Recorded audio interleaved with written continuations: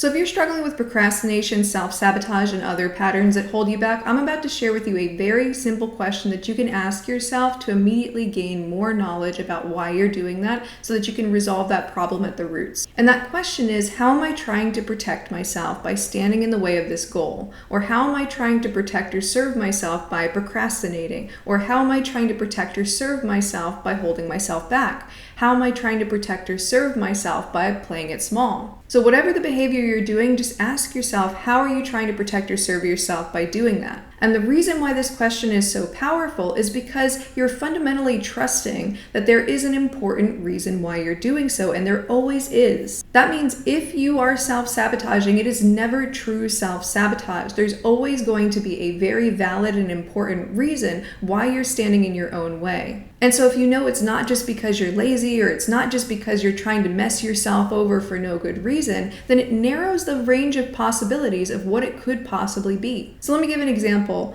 Let's say that I have a goal that I want to go out and socialize more because I maybe want to build more in terms of community. But when it's time to socialize, I find myself staying in. I find myself canceling plans last minute. I find myself trying to cut social interaction short. And I continue staying in a state of relative isolation. And so if I look at that on the surface level, I go, okay, well, why am I going against my own goal? I must be just trying to mess myself over. But if I trust the deeper wisdom of that self-sabotage and understand that it has a message for me, I can then ask myself, how am I trying to protect or serve myself by isolating myself? And then upon looking deeper, maybe I find that I actually lack boundaries. Whenever I'm around other people, maybe I have a hard time saying no. Or maybe there are certain boundaries that I'm not even aware of, so I don't even know how to actively bring up those boundaries when I'm interacting with other people. And so that part of me that's holding me back, that's self-sabotaging me, quote unquote self-sabotage, isn't really sabotaging me because it's trying to hold me back from my boundaries being gone over. And so what I have to do from there is I actually have to get better with my boundaries. I have to become more aware of where my boundaries are, and I have to get better at communicating them actively. Otherwise, I'm going to default to setting passive boundaries through distance and isolation, as opposed to having active boundaries that I can bring out in a social context with other people. Now, if all of this is resonating so far and you want to learn more about how to overcome self-sabotage, I highly recommend checking out my free webinar, 3 Shadow Work Secrets to Get Out of Your Own Way and Reach Your Full Potential Without Having to Fight Yourself, and the link is down below in the description box. There's also a link down below to work with me, so if you wanted to put in an application, you can do that there as well. Now, there are also some follow-up questions that you can ask after you ask yourself how you're trying to protect or serve yourself by engaging in self-sabotage. And I call these laddering questions, and these are really good for getting down deeper towards the real root cause of why you're getting in your own way. All right, so the first one you can ask yourself is why. It's kind of like the typical little kid question of like, why? But it's a really, really great question that you can ask yourself to go deeper. Now, the next one, and this one tends to be like my favorite, it's my go-to. It's like, what would be so bad about that? So for example, let's say that I am trying to start my own business and I ask myself, how am I trying to protect or serve myself by holding myself back from starting that business, right? If I'm procrastinating on it. And maybe it's the case that I'm afraid of eyeballs being on me, right? So I'm afraid of like all of the exposure. And it's okay, well, if lots of eyeballs were on me, why would that be so bad? And maybe I then come to the realization that, oh, wait, it would be so bad because then it opens me up to more judgment. And then I could say, okay, well, why would that be so bad? Okay, well, if I'm judged, then it's like I feel like other people's opinions of me matter than my own opinion of me. And then I can keep going down deeper. I can even go, why?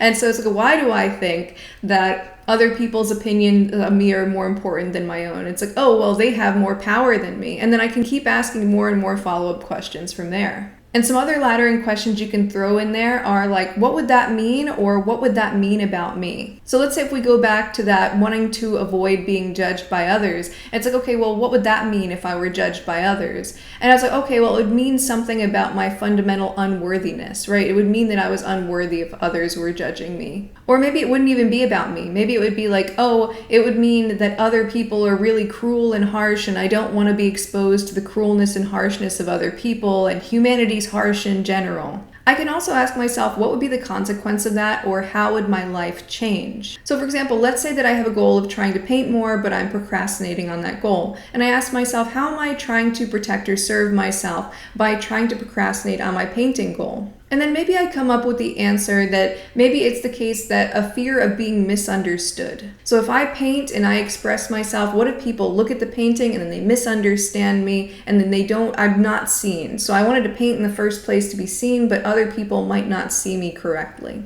And so then I can go, well, if other people don't see me correctly, like what might be the consequences of that? How would my life change? And it would be like, okay, well, people would start projecting things onto me. And then it would be like I was completely alone in my life because nobody's actually interacting with me. And then I can ask another laddering question, which is, how would that make me feel? So for example, if other people aren't seeing me as I am and they're just projecting things onto me, how would that make me feel? It's okay, well, maybe it would make me feel alone, isolated, misunderstood. And so you can use any of those laddering questions. So that's why would that be so bad? What would that mean? What would that mean about me? What would be the consequence of that? Like, how would my life change? And how would that make me feel? All right, so I'm going to give another example to use all of the different laddering questions. So let's say that I want to start my own YouTube channel. But I find myself holding myself back, procrastinating, rationalizing my way out of it. And so I recognize, oh, I'm sabotaging this goal. And then I ask myself, how am I trying to protect or serve myself by sabotaging my YouTube channel?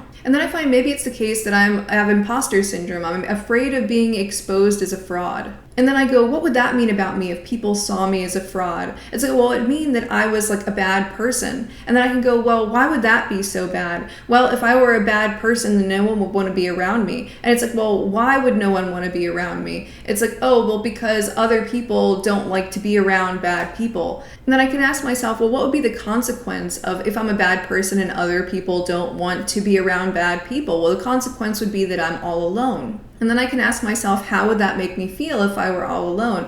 Well, I would feel a deep sense of pain and anguish. And then I can ask myself, well, why would I feel a deep sense of pain and anguish? Well, part of it is just that we naturally need connection with other people, but then maybe I have some memory in the back of my mind of times where I was ostracized in the past, where I felt alone, and I also felt like that deep sense of anguish. And so then I discovered that the reason why I'm holding myself back from, let's say, starting my YouTube channel and trying to avoid being a fraud is because I'm afraid of repeating that past situation. Now, one thing when it comes to asking these laddering questions is that generally when you hit the base of it, when you hit the actual root, you'll start looping around. So for example, if I say, okay, well, why would that be so bad? And I end up like, I would feel shame. Well, what would be so bad about that? I would feel shame. What would be so bad about that? I would feel shame. Then I know that I've hit the root of it as I'm asking those questions. And when it comes to answering these questions about self-sabotage, there can be so many different dynamics that could be the case. So if you want to learn more about how to unwire self-sabotage at the roots, I highly recommend checking out this video right here.